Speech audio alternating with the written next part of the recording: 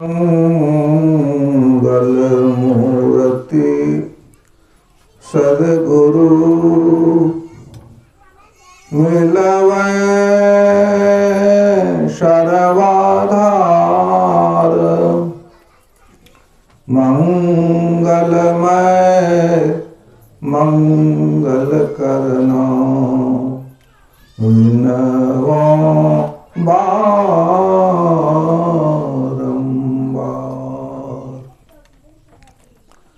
धन्य धन्य सद्गुरु सुखद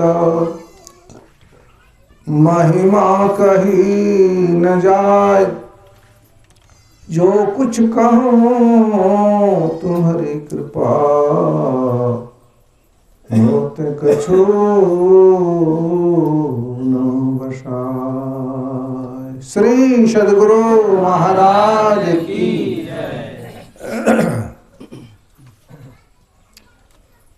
अव्यक्त रूप में सर्वत्र विराजमान परमाराध्य ब्रह्मलीन श्री सद्गुरु महाराज के पावन चरण कमलों में कोटि कोटि प्रणाम। मंचासीन परम आदरणीय श्री सागर बाबा, परम आदरणीय श्री भुवनेश्वर बाबा, हमारे बगल में जो बैठे हैं आदरणीय महंत बाबा और माननीय इंद्रदेव बाबा, आप सभी गणमान्य मूर्तियों को मेरा सादर प्रणाम। और सत्संग में जितने भी लोग आए हैं, मैं सभी धर्म प्रेमियों को, माताओं को, सबों को मैं आदर के साथ सुंदर वाणी से प्रणाम करता हूं।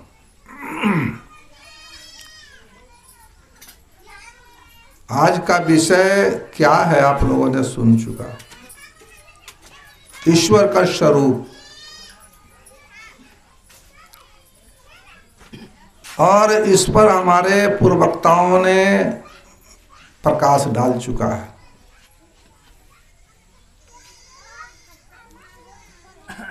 मैं क्या बोलूं, जो बोलना था तो लोग बोल गए।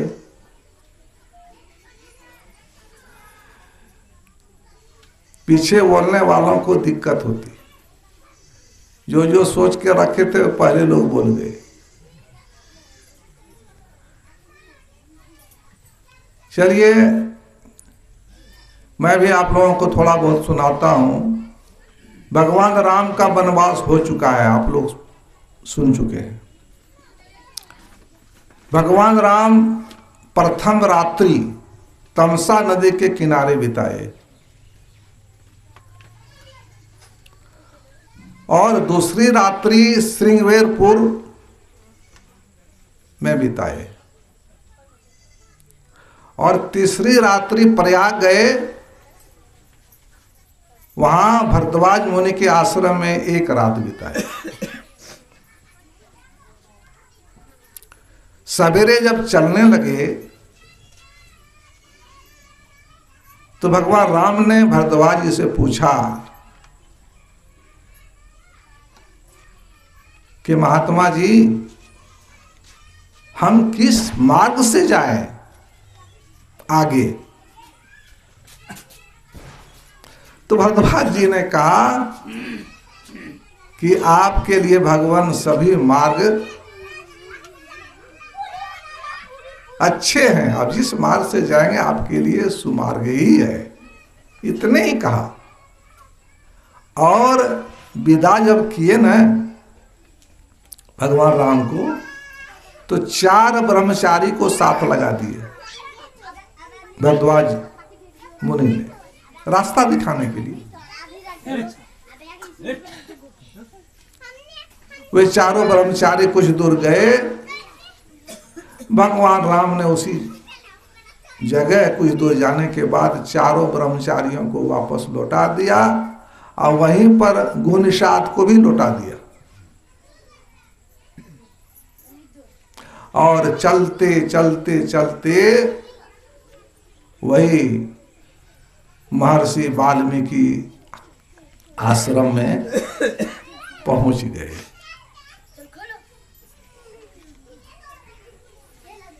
जब वाल्मीकि ने जाना कि भगवान राम का आगमन हमारे आश्रम के समीप हो गया है, तो वे दौड़े अगवानी करने के लिए, राम की अगवानी करने के लिए। जैसे भगवान राम के पास आए, भगवान राम ने उनको प्रणाम किया। कैसा प्रणाम? दंडवत प्रणाम, आठों अंग समर्पित करके प्रणाम किया। और जैसे प्रणाम किया तो मुनि ने उनको आशीर्वाद, विप्र आशीर्वाद पुनि दीन्हा, और इस तरह से उनको अपने घर ले गए, आश्रम ले गए। वहां जो स्वागत करने था, कंदमूल फल जो खिलाने पिलाने था, सब खिला पिला करके जब बैठे, तब भगवान राम वहां पूछते हैं कि बाबा आप तो त्रिकालदर्शी हैं। जैसे हाथ में बैर रहता है, उसी तरह सारा संसार आपके बैर के समान आपके हथेली में, आप त्रिकालदर्शी हैं।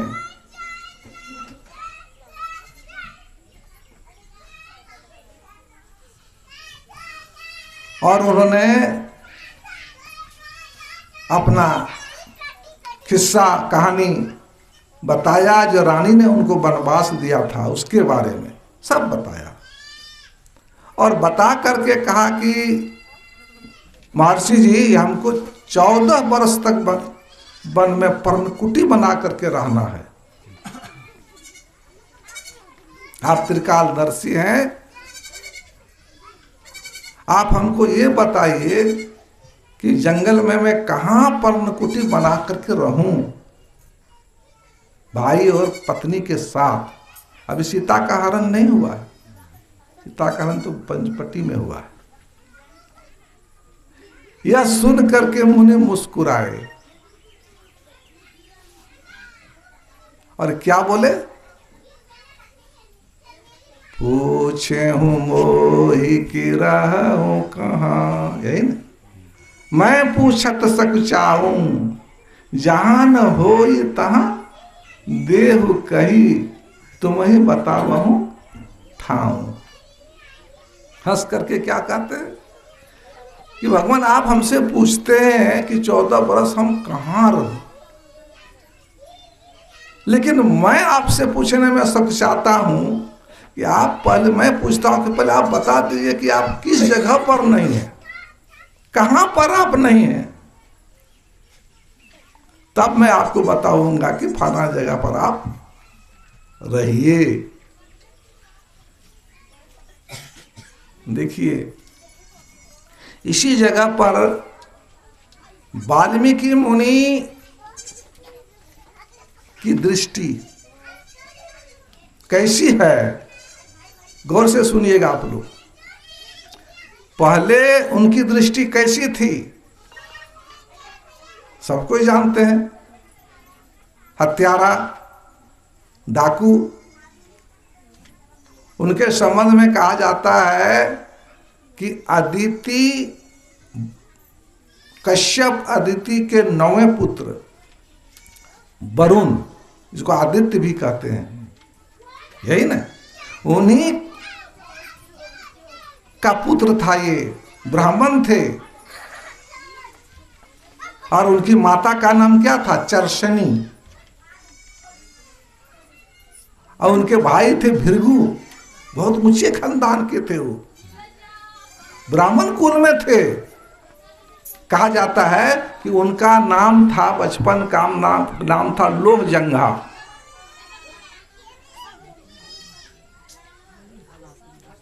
हमारे भगीरथ बाबा एक किताब लिखे हैं, संत मत तत्वदर्शिनी। उसमें उन्होंने लिखा है कि उनका बचपन का नाम था क्षेत्रपाल। जो हो, ये सब मैं पढ़ करके बता रहा हूं, किताब मेरे पास, आप लोगों के भी पास होगा। तो दो भी नाम हो सकता है बचपन का नाम, लोहजंघा और एक क्षेत्रपाल। कहते हैं कि जब वो बच्चा था, कम उम्र का था, सब हल्ला कर रहा है, जरा हल्की कीजिए ना। अभी भूमिका है, आप लोग बड़ा मजा आएगा। तो कहते हैं कि बचपन में उसको एक भील परिवारों ने या भीलिनी ने, इस तरह लिखा है, उसका अपहरण कर लिया था। किसका किसका अपहरण किया था? कहां सुनते हैं आप लोग? अरे वाल्मीकि मुनि जो बचपन में जो थे ना, क्षेत्रपाल कहिए, चलो जंघा कहिए, उसका अपहरण कर लिया था भील लोगों ने। और भील के यहां उसका पालन पोषण हुआ था। और एक दुष्ट था, क्रूरसेन नामक एक दुष्ट, थोड़ी सी संगति के कारण वह बड़ा हत्यारा बन गया,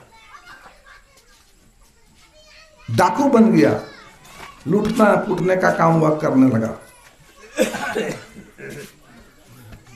तो देखिए वाल्मीकि मुनि की दृष्टि पहले कैसे थी और आज उनकी दृष्टि कैसी है। कहावत है ना, जैसी दृष्टि वैसी सृष्टि। और बांग्ला में क्या है भगवान के संबंध में? जेमोनी मन तेमोनी भगवान। मन की भावना जैसी है, जैसी आपकी दृष्टि है, सोच है, उसी तरह की चीजें दुनिया में दिखाई पड़ती है लोगों को। अभी सागर बाबा कह रहे थे ना धनुष यज्ञ की बात, वहां भी तो राम गए थे ना धनुष तोड़ने। तो लोगों ने किस दृष्टि से देखा था? सब कोई जानते हैं। जिनकी रही भावना जैसी, अब प्रभु मूर्ति देखी तिन तैसी। देखहि राम देखहि भूप महारणधीरा, मन वीर रस धरे शरीरा। राजा लोगों ने कैसा देखा राम को कि कोई ऐसा महापुरुष है जो वीर रस धारण किए हुए है। डरे कुटिल निर्भर प्रभु ही निहारी, मन हो भयानक मूर्ति भारी। जो कुटिल राजा थे, दुष्ट राजा, वो कैसा देखते हैं?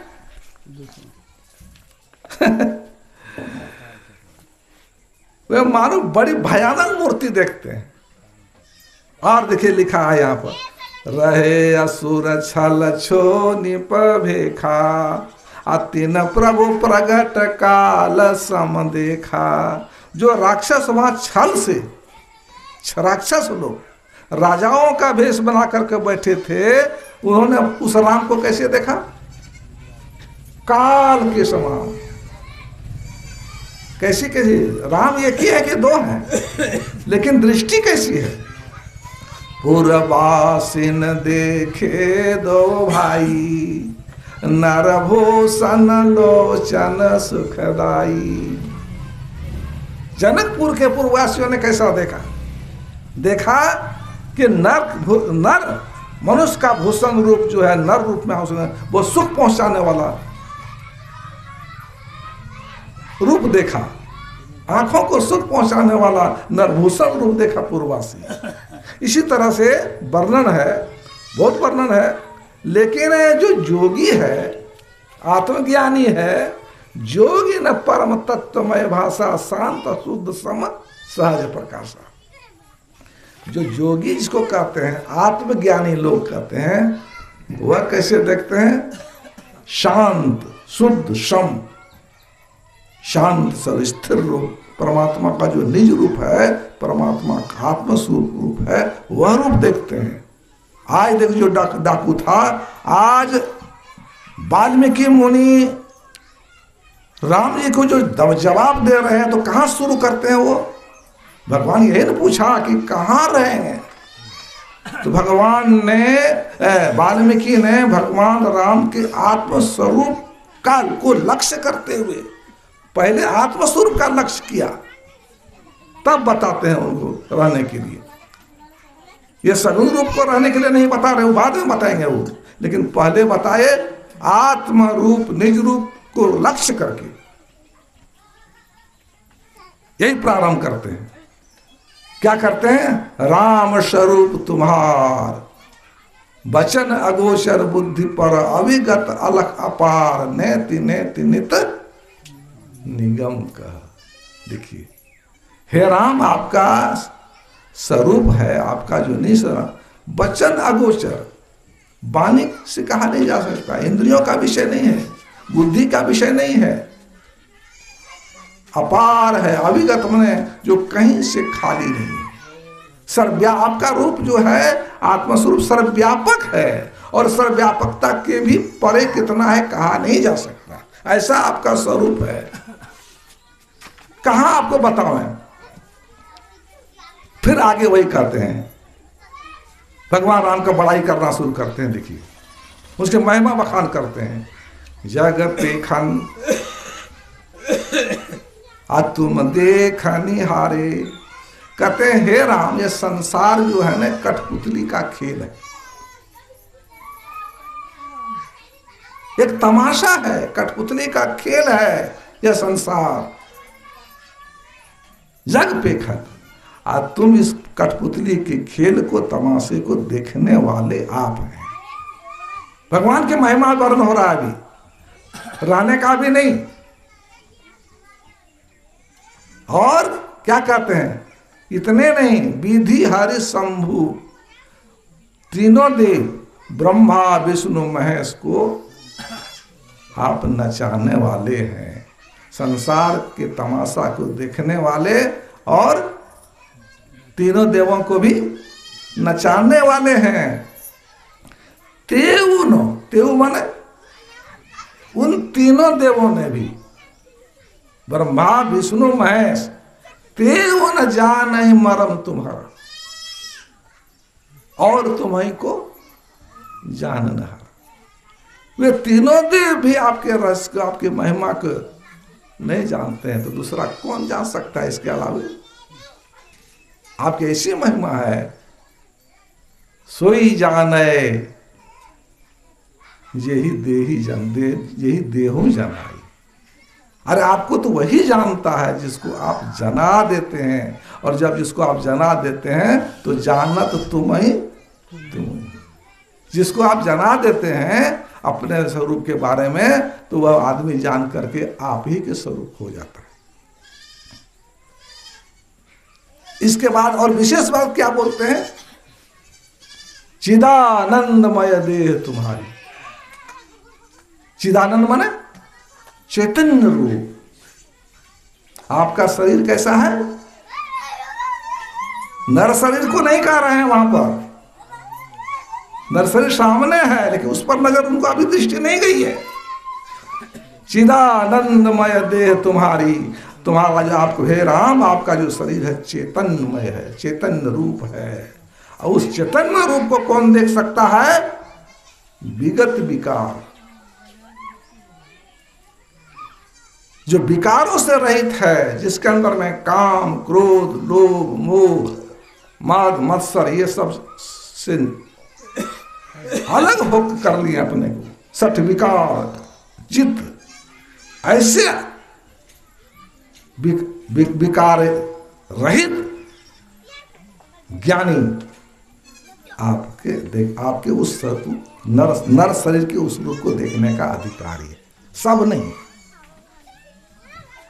और आगे क्या कहते हैं,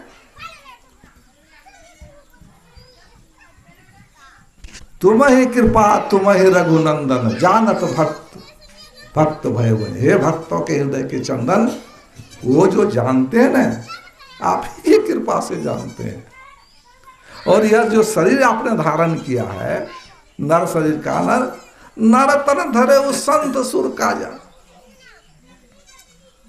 संतों के देवताओं के कल्याण के लिए, उसके रक्षा करने के लिए आपने तो ये शरीर मनुष्य के रूप का स्थूल शरीर धारण किया है।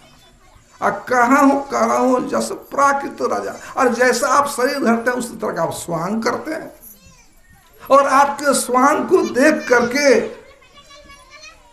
धनुज भी मोहनी, राक्षस लोग जो मोहित हो जाते हैं और संत लोग सुखी हो जाते हैं। इतना बड़ाई सुन करके जब भगवान ने सुना तो भगवान थोड़ा सकुचा गए। स्वाभाविक है, किसी का बड़ाई आप कीजिएगा सामने तो सकुचाना स्वाभाविक है। तब अब जो है वाल्मीकि जी उनको रहने का स्थान बतलाते हैं। क्या बतलाते हैं? वे कहते हैं कि हे राम, आप तो सर्वव्यापक हैं, सब जगह हैं ही, सब जगह आप हैं ही। एक तो है ना, सब नाम में सब जगह, कहीं खाली नहीं।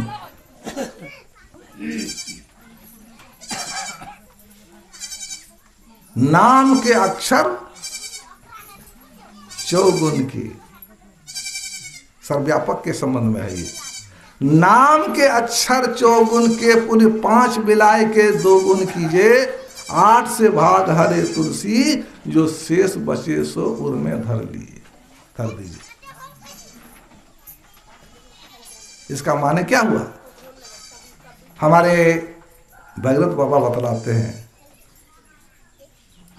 इसमें 4, 5, 2 और 8 आया है। 4 भी शब्द आया है, 5 भी आया है, 2 भी आया है, और अंत में 8 से भाग 8 भी आया है। वे कहते हैं, संतमत तत्वबोधनी में ये बात लिखी हुई, उसी से मैं कह रहा हूं। वे कहते हैं 4 का मतलब हुआ 4 वेद, अब 5 का अर्थ हुआ, 5 का माने हुआ 5 तत्व, और 2 का माने हुआ सगुण और निर्गुण, और 8 का मतलब उसमें लिखा है 8 वसु 8। अब किसी भी नाम को, किसी भी 2 अक्षर 3 अक्षर वाला नाम आप लीजिए, सब में राम व्यापक है। राम को 4 से गुना कर दीजिए, कितना होगा? 2 चौके 8, और उसको फिर 5 उसको जोड़ दीजिए, ना। नाम के अक्षर पुणे 5 मिला, है ना। कितना हो गया? 8 5 13, 2 गुना कीजिए 26, उसको 8 से भाग दीजिए, 8 दिया 24, कितना बचा? 2 अक्षर रो और मोराम, सब में राम, 3 में वही कहते हैं कि आप तो सर्वव्यापक सब जगह हैं ही। लेकिन कबीर साहब ने कहा, सब घट मेरी साइया, ध्यान दीजिए, सुनी सेज न कोई, अब बलिहारी वा घट की जा घट प्रगट।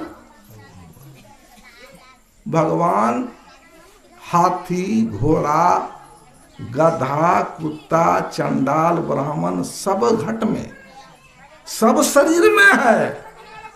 कबीर साहब कहते हैं बलिहारी तो वह शरीर की है जिस शरीर में भगवान प्रकट होते हैं, जिसके हृदय में भगवान प्रकट होते हैं, दर्शन जो कर लेते हैं, वह घट की बलिहारी है। आज जो संसार में आप देखते हैं राम की पूजा क्यों होती है, आज आप देखते हैं कृष्ण की पूजा क्यों होती है, आज आप देखते हैं गुरु महाराज की पूजा क्यों हो रही इतना, इनका जय जयकार क्यों हो रहा है?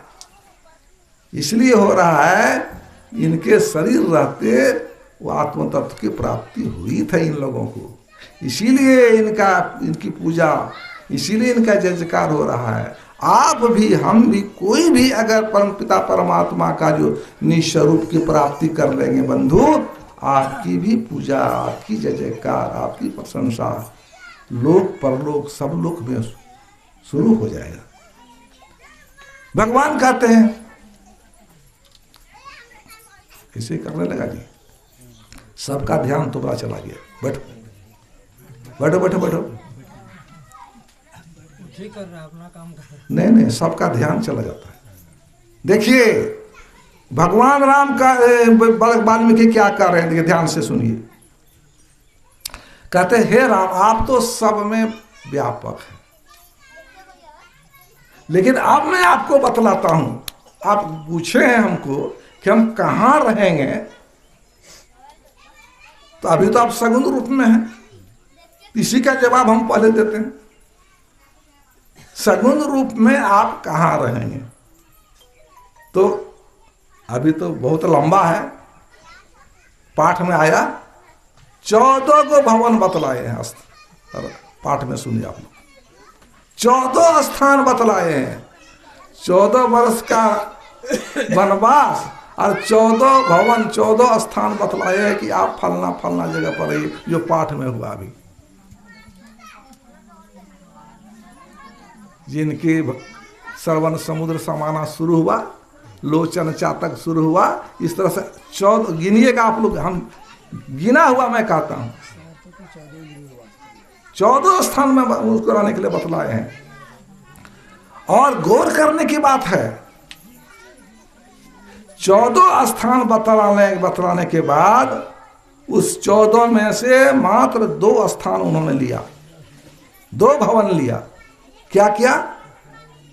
हृदय और मन। ऐसे लोगों के हृदय में निवास कीजिए, ऐसे लोगों के मन में आप निवास कीजिए। 2 ही चीज आया है, मार्केबल बात है। कौन रूप में रहने के लिए कहता है, बता रहे हो, सगुण रूप में भगवान को रहने के लिए 14 स्थान में 2 मैंने बताया। किसी मनुष्य के जो है मन में रहिए, ऐसे जो आदमी ऋषि योग करते हैं, नादुसंधान करते हैं, सत्संग करते हैं, किसी को निवेदित करके भोजन करते हैं, बहुत बात इसमें आया, 14 तरह की बात आई रहते हैं। तो हृदय में रहने के लिए कहते हैं, तो हृदय कौन हृदय में रहने के लिए, तो ये हृदय जो शरीर हृदय नहीं, ये शरीर हृदय, तो हृदय यहाँ है, देखिए हम लोग हृदय पड़ा रहे, इसमें रहने के लिए नहीं कहते हैं, संतों के माने समझना पड़ेगा। यह स्थूल हृदय है, और इसको कहाँ है, शरीर के ठीक बीचों बीच है ना, देखिए आप, मोटा मोटी। इसका क्या काम है, इस हृदय का काम है शरीर के विभिन्न भागों में नाड़ियों के द्वारा रक्त सप्लाई करना, पहुंचाना, इसका यही काम है। तो ये हृदय की बात नहीं कर रहे हैं, तब कौन हृदय की बात करते हैं? ये हृदय तो सबको ही जानते हैं, लेकिन जिस हृदय की बात करते हैं वह हृदय का नाम है योग हृदय।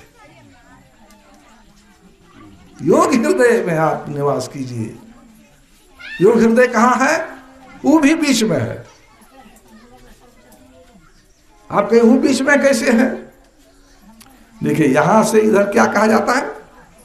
पिंड, और यहां से ऊपर ब्रह्मांड, पिंड और ब्रह्मांड के बीच में, बीच हुआ कि नहीं? इसका भी वही काम है जो काम स्थूल हृदय का है। ये तो सभी नालियों के द्वारा क्या आता, खून पहुंचाता शरीर में, और ये क्या करता है,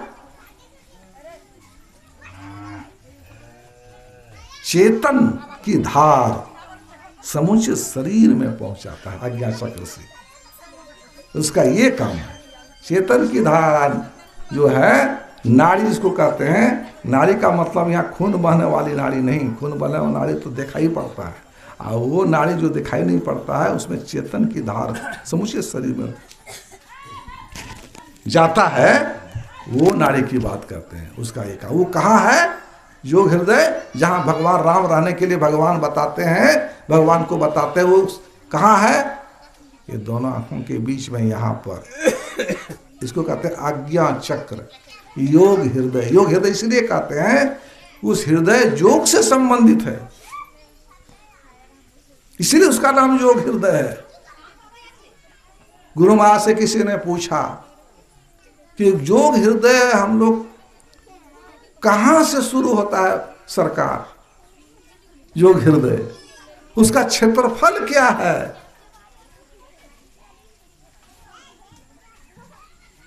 आप तो बताते हैं कि योग हृदय में ध्यान करने के लिए, लेकिन अभी तक समझ में नहीं आया। किसी ने पूछा, गुरु महाराज ने क्या कहा, आंख बंद करो,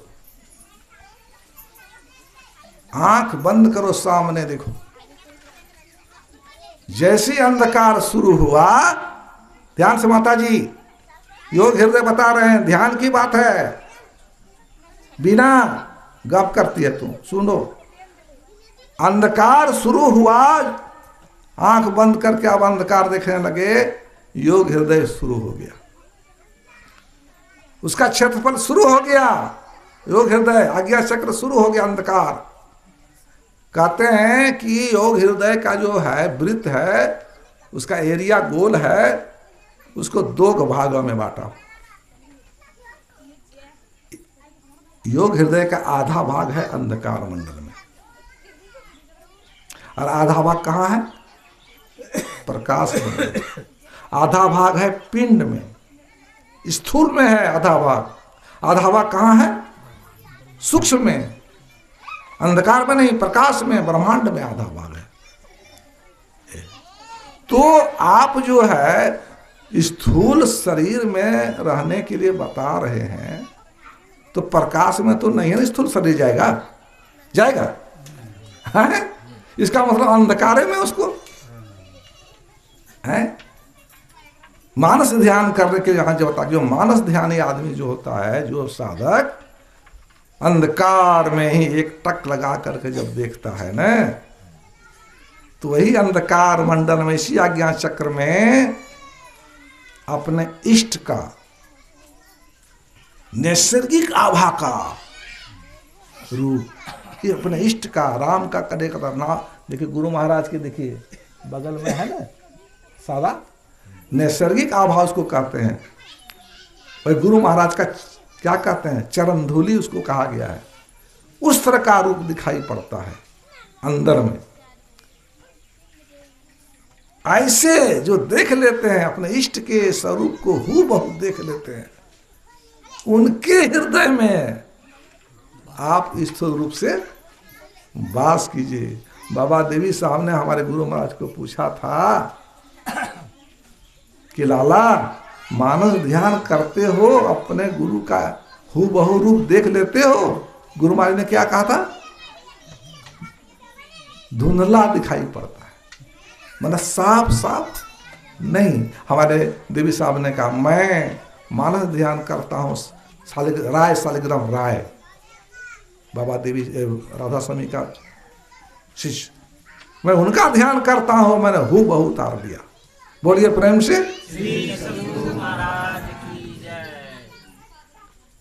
कहते हैं उनके हृदय में, ऐसे लोगों के हृदय में आप जो मानस जप करता है, ध्यान करता है, जो अपने को दोनों में सिद्ध कर लेता है, ये दोनों को जो मानस जप मानस ध्यान में गुरु महाराज कहते हैं, क्या दोनों को करने से मन शुद्ध होता है। गुरु जाप मानस ध्यान मानस कीजिए दिल साध कर, इनका प्रथम अभ्यास कर श्रुत शुद्ध करना।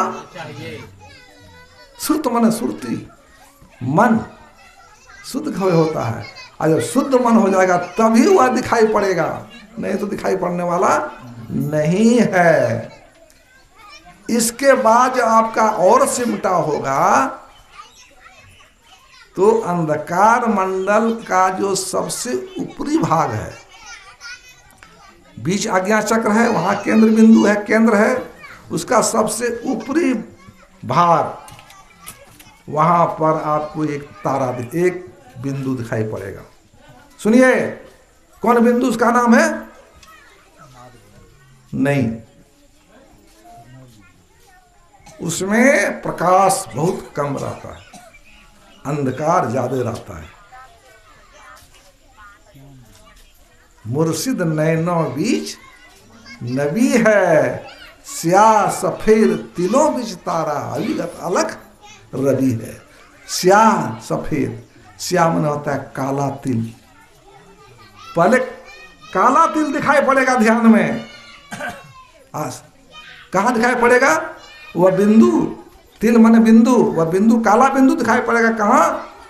अंधकार के सबसे ऊपरी तल के ऊपरी बिंदु में, सूक्ष्म में, सबसे ऊपर में। उसके बाद कोई बिंदु नहीं है, उसके बाद तो आज्ञा चक्र है, केंद्र ही है।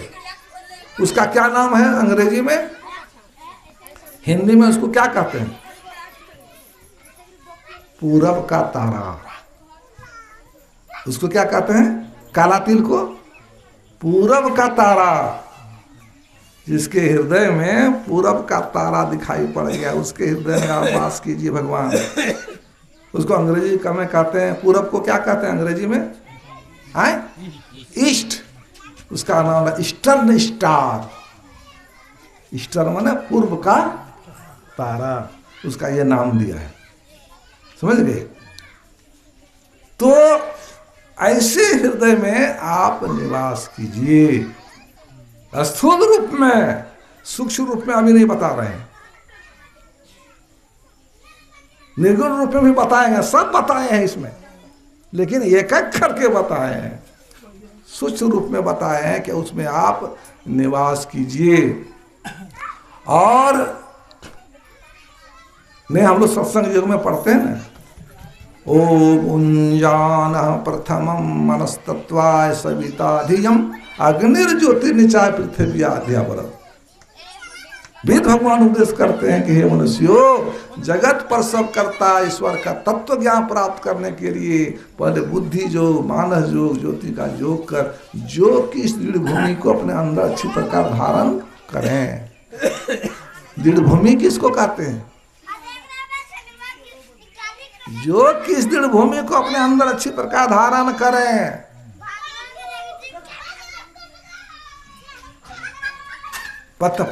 पतंजलि में लिखा है, पतंजलि मुनि ने योग दर्शन में लिखा है, सतु निरंतर सत्कारा सेवितो दृढ़। सतु निरंतर सत्कारा सेवितो दृढ़ भूमि। जो आदमी श्रद्धा सहित, सत्कारा श्रद्धा सहित, प्रेम सहित निरंतर बहुत दिनों तक ध्यान करेगा, तुरंत होने वाला नहीं है, ध्यान करेगा, निरंतर ध्यान करेगा, तब जो है क्या होता है? अंदर के योग में उल्टा होता है। बाहर का योग में जो होता है, अंतर के योग में उल्टा होता है। योग का मन क्या होता है? जोड़ना। बाहर में आप जोड़िए, आप एक जोड़िए, क्या होगा? दो होगा ना। लेकिन भीतर में जो करेंगे तो एक जोड़ एक दो नहीं होगा, क्या होगा? जीरो, मतलब शून्य होगा। दोनों दृष्टिधार, एक दृष्टिधार ये है, इसको इंगला कहते हैं, इसको पिंगला कहते हैं, इसको चंद्र, इसको सूर्य। दोनों को जब मिलाइएगा, दोनों को मिलाइएगा तो एक होना चाहिए ना। क्या होगा? शून्य माने बिंदु, शून्य ध्यान होगा। सुन ध्यान सबके मान। यही दृढ़ भूमि है, इसी को दृढ़ भूमि कहा गया है। वहां जो है आपको जो है तारा दिखाई पड़ेगा। इसलिए गुरु महाराज ने भजन में लिख दिया। कौन राग से लिखा जानते हैं? रघुपति राघव रथ मही धारो, गुरु को ध्यान हो, श्रुति निर्मल हो बिंदु ज्ञान। दो नैना बीच सन्मुख देख, एक बिंदु मिले दृष्टि दौरे। सुख मन झलके तिल तारा, निरख सुरत दसमी द्वारा। रघुपति राघव राजा राम, यही राग है। ज्योति मंडल में अचरज ज्योत, ऊपर चढ़ गए आप, अंधकार से ऊपर चढ़ गए। शब्द मंडल अनहद शब्द होत, अनहद में धुन सत सार शब्द, अनहद में धुन सतलोलाय भव जल तरिबो, यही उपाय। में ही जुक्ति सरल साची, लहे जो गुरु सेवा रांची। प्रथम निधारो गुरु को ध्यान हो, श्रुति निर्मल हो बिंदु ज्ञान। जब आप केंद्र में चले जाएंगे, दृष्टि योग क्रिया करके, तब जो है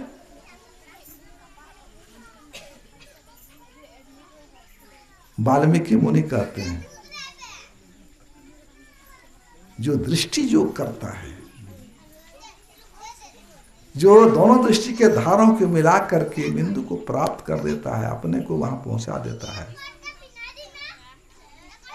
लोचन, यही तो आया पाठ में। इसी को भगवान राम ने सबरी को कहा था छठी भक्ति में, और प्रजा को उपदेश दिया था। और हम एक गुप्त मत, यही छठी भक्ति है, दृष्टि योग की बात है। समझ गए ना? लोचन चातक जिन करी राखे, रहे दरस जलधर अभिलाखे। निद रही सरित सिंधु सर भारी, रूप बिंदु जल हुई सुखारी। तिनके ही तुम क्या है? सिय सह रघुनायक बसहूं, राम सिय सह रघुनायक। इस तरह कि चातक की तरह, चातक पक्षी आप लोग जानते हैं ना क्या करता है? चंद्रमा को एक टक देखते रहता है, जिधर जहाँ चंद्रमा घूमता है उधर उसकी दृष्टि एक टक।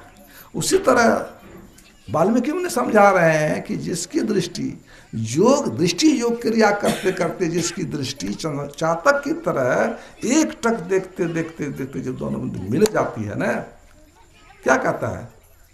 देखते हैं नदी, तालाब, सागर, कितना पानी है, उधर ध्यान उसका नहीं है। ध्यान है स्वाति बूंद, एक ही बूंद पर ध्यान रहता है।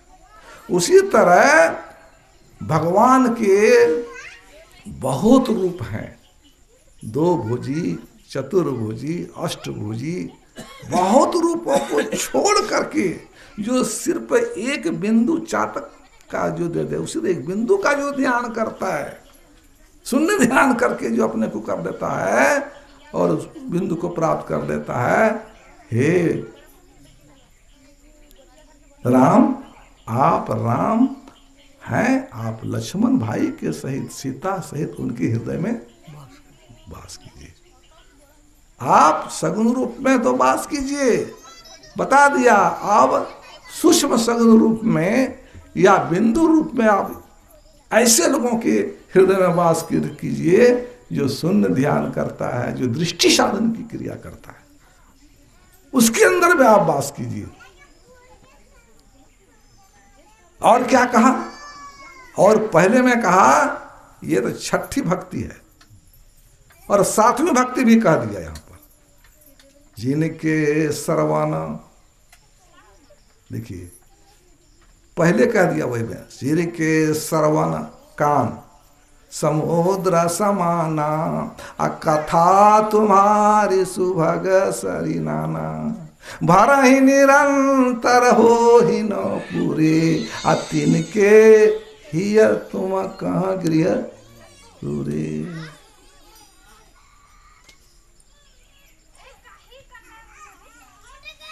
जिसका कान समुद्र के समान है, किसके हृदय में रहिए?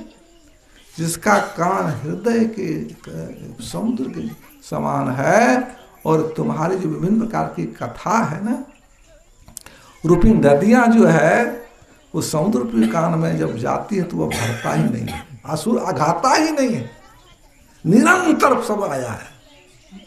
वो कौन कथा है जो निरंतर है? हम लोग जो कथा कहते हैं यह निरंतर नहीं है, अंत है, इसका तो अंत है, हैं? कितना देर हम आप प्रवचन आप कर सकेंगे? आप कितना देर बैठ सकेंगे? क्या भूख नहीं लगेगी? पेशाब पैखाना नींद नहीं लगेगी? निरंतर होगा। तब किसको कहा निरंतर? कौन कथा यहां पर कहा? रामचरितमानस उत्तरकांड में है, ब्रह्म पयो निधि मंदर, ज्ञान संत सुराही, कथा सुधा मति कारई, भक्ति मधुरता जाही। ब्रह्म पयो निधि, गुरु महाराज टीका लिखे हैं। उस किसको कहा ब्रह्म पयो निधि? त्रिकुटी को पढ़ लीजिए उत्तरकांड में, रामायण में लिखा हुआ है। रामचरितमानस 67 की बात मैं कर रहा हूं, कोई गपशप नहीं करता हूं मैं। जो गुरु महाराज संत बानी जो कहे वही बात मैं आप लोगों को सुनाता हूं। हम में कहां शक्ति है जो हम अपना तरफ से कुछ बोल सके। का त्रिकुटी और कथा को का सार शब्द, भगवान का राम का जो असली नाम है, वास्तविक नाम है सार शब्द, उसको कहा कि कथा। अब ब्रह्म पयो निधि कम महत्ता है। गुरु महाराज कहते हैं दृष्टि साधन करते करते जो बिंदु को प्राप्त कर लेता है, पहले तारा को अंदर में देखता है, बहुत तरह पीली नीली लाल सफेदी देखता है, दीपक का प्रकाश देखता है। जब और ऊपर उठता है, एक जगह का नाम है सहस्रदल कमल, यहाँ से ऊपर, यहाँ तो आज्ञा चक्र, यहाँ तो आप चले जाइएगा ना, तो गुरु महाराज कहते हैं कि सभी तीर्थों का दर्शन आपका हो गया। संसार में जितने तीर्थ है सब तीर्थों का स्नान हो जाता है यहीं पर। और जैसे सहस्रदल कमल पहुंचे जाएंगे आपने, रिद्धि सिद्धि प्राप्त और 33 करोड़ देवताओं का दर्शन। और यहां से जब सूरत ऊपर चढ़ती है प्रकाश मंडल में, जैसे ऊपर बढ़ती है, रात का प्रकाश से दिन का प्रकाश होना शुरू होगा, और इतना दिन का सूरज उगेगा, होते होते त्रिकुटी में जाके तरुण सूर्य, इतना प्रकाश उसके होगा, वहां जो पहुंच जाता है उसके पार हो जाता है ज्योतिष का सूरत। कहते हैं वह त्रिकुटी को, वह ब्रह्म पयो निधि क्षीर सागर को वही मथ डालता है। तब क्षीर सागर को मथने के बाद तब आगे शून्य में जाता है, वहां मानसरोवर में सार शब्द का आभास होना शुरू होता है। तब वह कथा, ये कथा से नहीं सुनते हैं, वो कथा सोवत उठत जागत बैठत टुक भी नहीं तारा, जिन जिन जंत निस्तिन बाजे जम जालिम पति हारा। कहने का मतलब जो सातवीं भक्ति करते हैं, सातम सम मोहि माय जग देखा, मोते अधिक संत करी लेखा। जो सातवीं भक्ति करते हैं अर्थात नादानुसंधान करते हैं, जो शब्द साधना करते हैं, शब्द का ध्यान करते हैं, और शब्द का ध्यान करते करते करते करते, अनहद शब्द का ध्यान करते करते, शब्द की डोरी पर चल करके, शब्द की धारा में चल करके सूरत जब सभी स्थूल सूक्ष्म कारण महाकारण चारों शरीर से पार करके केवल मंडल में जब पहुंच जाते हैं, वहां उसकी सार शब्द की प्राप्ति होती है। उस सार शब्द का जो ध्यान करते हैं, सार शब्द को प्राप्त जो कर लेते हैं, हे राम आप उनके हृदय में अपने निर्गुण स्वरूप से वास कीजिए। स्थूल कह दिया, सूक्ष्म सगुण भी कह दिया, अब निर्गुण रूप में वास कीजिए उसके शरीर में। जो कि नाद साधना करते हैं, ध्यान करते हैं, उसके में वास कीजिए। और वहां जब आप चले जाएंगे तब तो आप भगवान का नाम कितनी महिमा है ना। बंदहु राम नाम रघुबर को समय नहीं है, व्याख्या करने का समय नहीं है। 4 तरह के भक्त होते हैं लोगों, आप लोग जानते होंगे। कौन कोई बता सकते हैं? बताइए, याद है? 4 तरह का भक्त रामचरितमानस में भी लिखा है, बालकांड में। अर्थार्थी नहीं, अर्थार्थी, आर्त, जिज्ञासु और ज्ञानी। जो अर्थार्थी मतलब होता है धन के लिए जो भजन करते हैं, और आर्त जो दुखी लोग, संकट से अपने को बचने के लिए जो भजन करते हैं। ये कहते हैं दोनों आदमी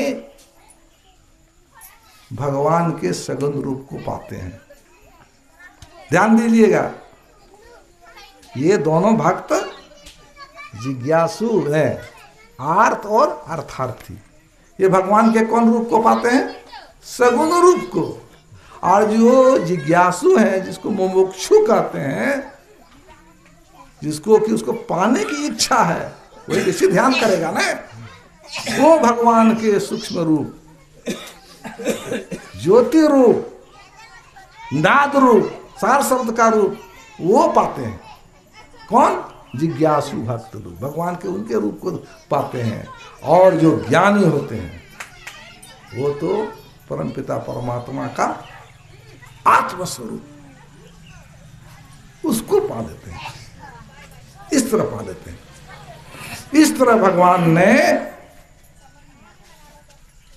वाल्मीकि ने राम को बताया रहने के लिए कि आप कहाँ रहेंगे, किसके स्थान पर आप रहेंगे।